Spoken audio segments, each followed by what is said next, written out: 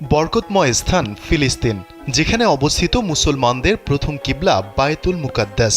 মিরাজের রাতে পবিত্র এই মসজিদে নামাজ আদায় করেছিলেন নবী সাল্লাল্লাহু আলাইহি ওয়াসাল্লাম। বরকতময় ফিলিস্তিন নিয়ে বেশ কিছু ভবিষ্যৎবাণীও করে গেছেন তিনি। বর্তমান ফিলিস্তিন ছিল প্রাচীন বিলাদ আর শামস অঞ্চলের একটি অংশ। ফিলিস্তিন ছাড়াও প্রাচীনকালে শামস অঞ্চলের অন্তর্ভুক্ত ছিল বর্তমান সিরিয়া, জর্ডান ও লেবানন।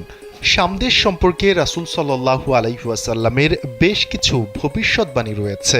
বিশেষ করে বায়তুল মুকাদ্দাস ও তার আশপাশের এলাকায় অদূর ভবিষ্যতে কি হতে যাচ্ছে সে বিষয়ে অনেক ভবিষ্যৎবাণী করে গেছেন নবী সাল্লাল্লাহু আলাইহি ওয়াসাল্লাম। এক হাদিসে আবু হুরায়রা রাদিয়াল্লাহু তাআলা আনহু বর্ণনা করেন, রাসূল সাল্লাল্লাহু আলাইহি ওয়াসাল্লাম বলেছেন, কিয়ামত সংগঠিত হবে না যতক্ষণ পর্যন্ত মুসলমানগণ ইহুদি সম্প্রদায়ের সাথে লড়াই না করবে।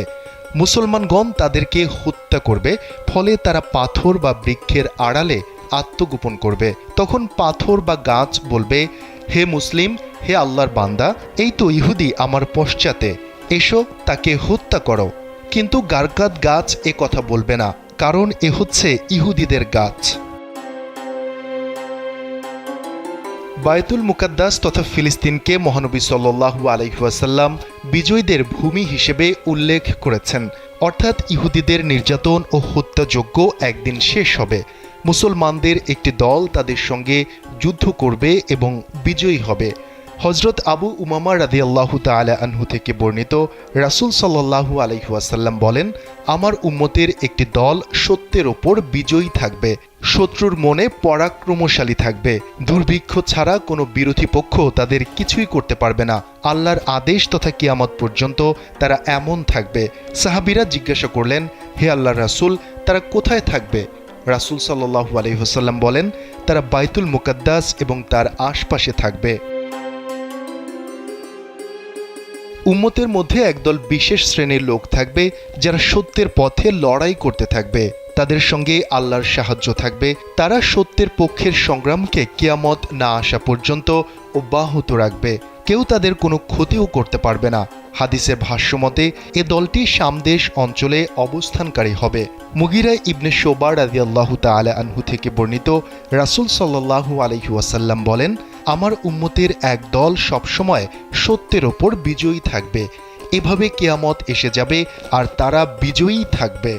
তাদের অবস্থানস্থল সম্পর্কে আরেক হাদিসে আবু উমামা রাদিয়াল্লাহু তাআলা আনহু বর্ণিত হাদিসে রাসূল সাল্লাল্লাহু আলাইহি ওয়াসাল্লাম বলেন, আমার উম্মতের একটি দল সত্যের ওপর বিজয়ী থাকবে, শত্রুর মনে পরাক্রমশালী থাকবে। দুর্ভিক্ষ ছাড়া কোনো বিরোধী পক্ষ তাদের কিছুই করতে পারবে না। আল্লাহর আদেশ তথা কিয়ামত পর্যন্ত তারা এমনই থাকবে। সাহাবায়ে কিরাম জিজ্ঞাসা করলেন, হে আল্লাহর রাসূল, তারা কোথায় থাকবে? রাসূল সাল্লাল্লাহু আলাইহি ওয়াসাল্লাম বললেন, তারা বায়তুল মুকাদ্দিস ও তার আশেপাশে থাকবে।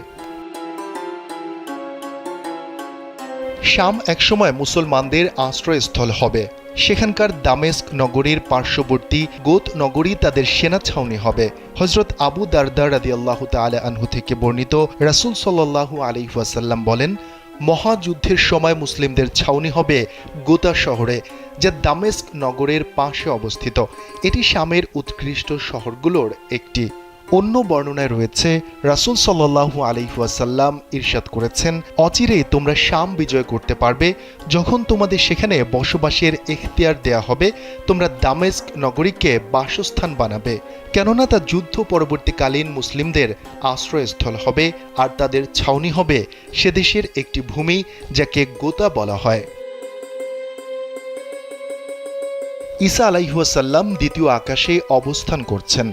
কিয়ামতের আগে তিনি আবার পৃথিবীতে অবতরণ করবেন।